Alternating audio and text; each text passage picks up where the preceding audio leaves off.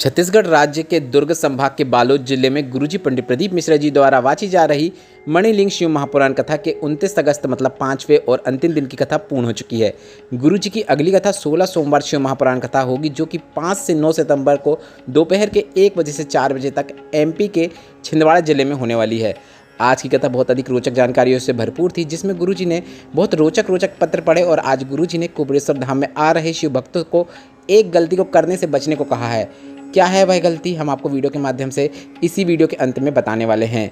गुरुजी ने कहा अगर आप वहां पर आकर यह गलती कर रहे हैं तो आपकी हर प्रकार की शिव पूजा व्यर्थ है। और गुरुजी ने ही रक्षाबंधन का पावन पर्व कब मनाना है, कब राखी बांधना है, 30 को या 31 को, उसकी जानकारी दी है। वह विशेष जानकारी भी आपको इस वीडियो के माध्यम से प्राप्त होने वाली है। आज 29 अगस्त की कथा में गुरुजी ने कुल 13 उपाय पत्र और उपयोगी जानकारी दी है। सभी की जानकारी हम आपको इस वीडियो के माध्यम से दे देंगे। अगर आपने आज की कथा नहीं सुन पाई है तो इस छोटे से वीडियो से आपको आज की कथा का पूरा रसतत्व प्राप्त होने वाला है। कल के वीडियो में हमने आपसे एक प्रश्न किया था कि तमिलनाडु में कौन सा ज्योतिर्लिंग है, तो इसका सही उत्तर है रामेश्वरम ज्योतिर्लिंग। बढ़ते हैं आज की कथा की पहली विशेष जानकारी की ओर। कथा शुरू होते ही गुरुजी ने कहा अगर किसी की वाणी को सुनकर आपको अपने जीवन में बदलाव देखने को मिलता है, आप सतमार्ग में चलना शुरू कर देते हैं, तो इस बात को आपको ध्यान रखना है, शिव ही गुरु है, गुरु ही शिव है। बढ़ते हैं आज की कथा की दूसरी विशेष जानकारी की ओर।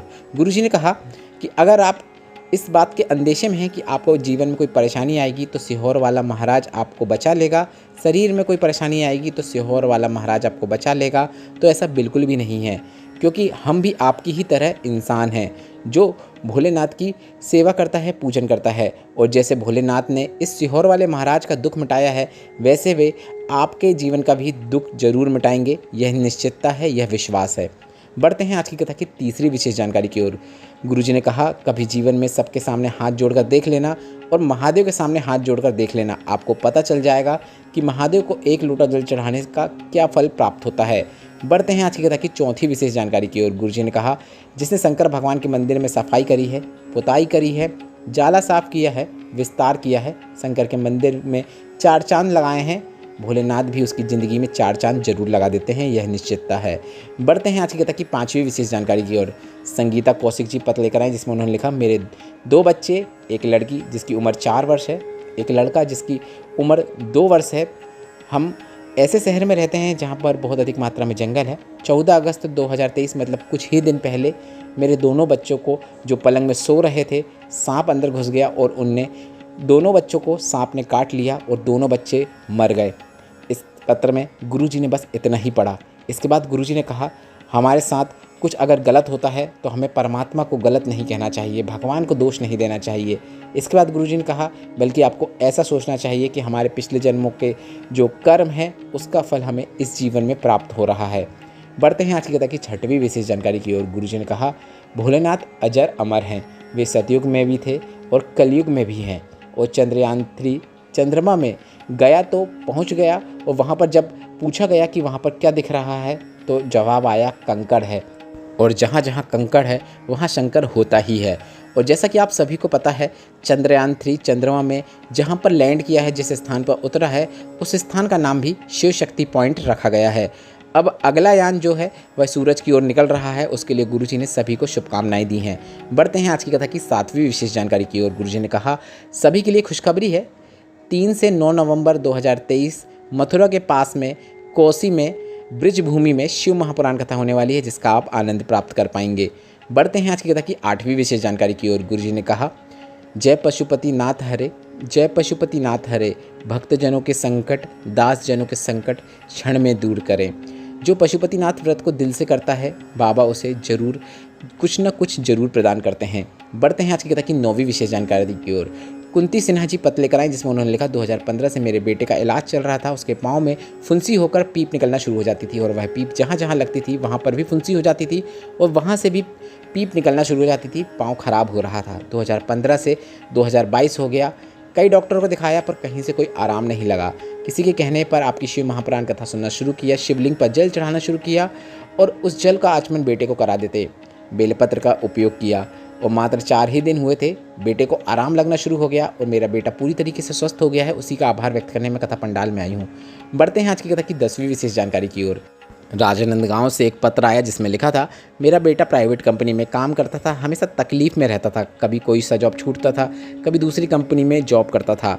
मैंने मेरे बेटे से कह दिया, तू पशुपतिनाथ व्रत कर और बाबा का पीछा करना शुरू कर दे, बाबा को छोड़ मत। और मेरे बेटे ने भी ऐसा ही करना शुरू किया और 2 माह में लगातार जल चढ़ाने के बाद उसका क्या फल प्राप्त हुआ है, मेरे बेटे की CRPF में ज्वाइनिंग हो गई है। उसी का आभार व्यक्त करने में कथा पंडाल में आई हूँ।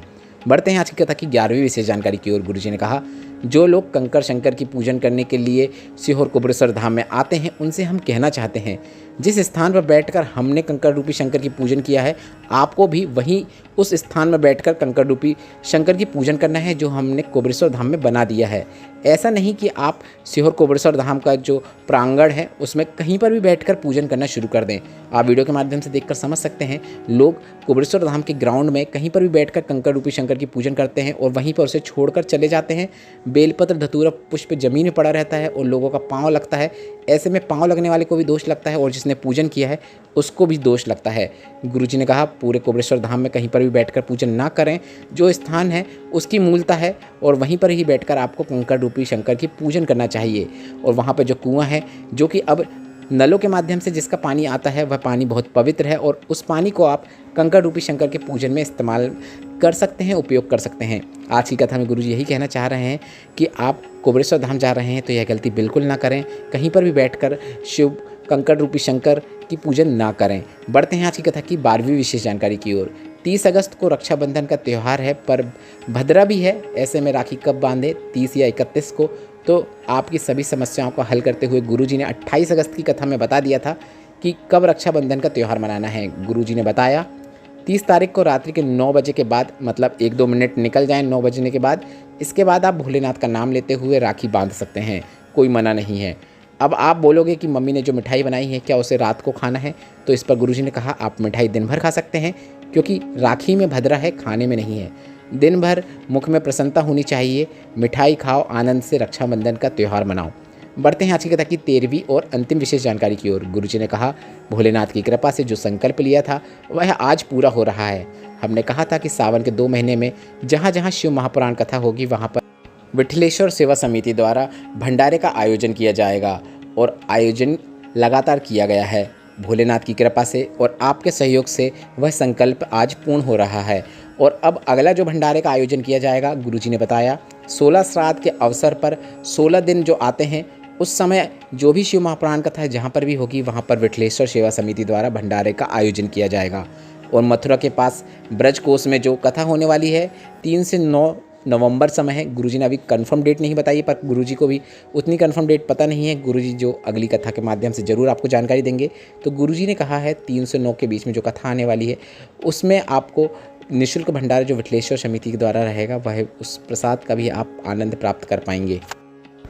अब जाते जाते आपको कुछ वो उपाय बताते जाएं जो कि गुरुजी पंडित प्रदीप मिश्रा जी ने इस सावन के महीने में सभी से करने को कहे हैं, क्योंकि अब सिर्फ कुछ ही दिन, क्या सिर्फ 2 दिन ही शेष हैं।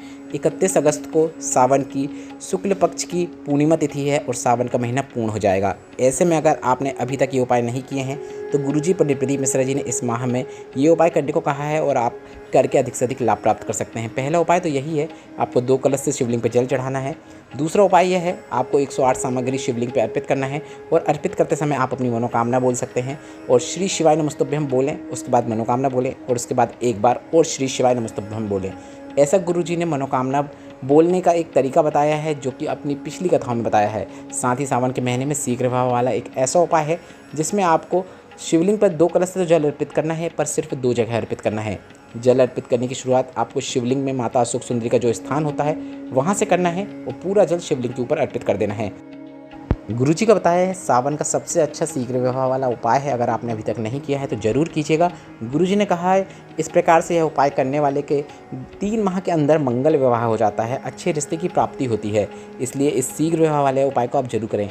और अगर कोई बड़ी बीमारी हो गई है तो गुरुजी ने 3 जगह बेलपत्र अर्पित करके 3 जगह 2 कलश से जल अर्पित करने को कहा है। पहला स्थान है माता अशोक सुंदरी का, वहाँ पर इस प्रकार से बेलपत्र अर्पित करना है कि बेलपत्र की डंडी जलाधारी की ओर हो। दूसरा स्थान है माता पार्वती का हस्तकमल, शिवलिंग का कटी भाग, इस प्रकार से बेलपत्र अर्पित करें कि बेलपत्र की डंडी आपकी ओर हो। तीसरा स्थान है शिवलिंग के ऊपर, वहाँ पर इस प्रकार से बेलपत्र अर्पित करें कि बेलपत्र की डंडी आपके विपरीत ओर हो। इसके बाद तीनों जगह जो आपको बताई वहाँ पर 2 कलश से जल अर्पित करना है, मतलब पहले माता सुख सुंदरी के स्थान पर, फिर माता पार्वती के हस्तकमल पर और अंत में शिवलिंग के ऊपर। बस इतना ही करना होता है। गुरुजी का बताया है यह सावन का सबसे अच्छा रोग मुक्ति उपाय है। इस वीडियो में बताए गए उपाय से संबंधित अगर अभी भी आपके मन में कोई प्रश्न हो तो वे प्रश्न आप कमेंट के जरिए पूछ सकते हैं। मेरे द्वारा दी गई जानकारी अगर आपको थोड़ी सी भी उपयोगी लगी हो तो इस वीडियो को लाइक करके कमेंट बॉक्स में हर हर महादेव जरूर टाइप कीजिएगा। श्री शिवाय नमस्तुभ्यम। हर हर महादेव।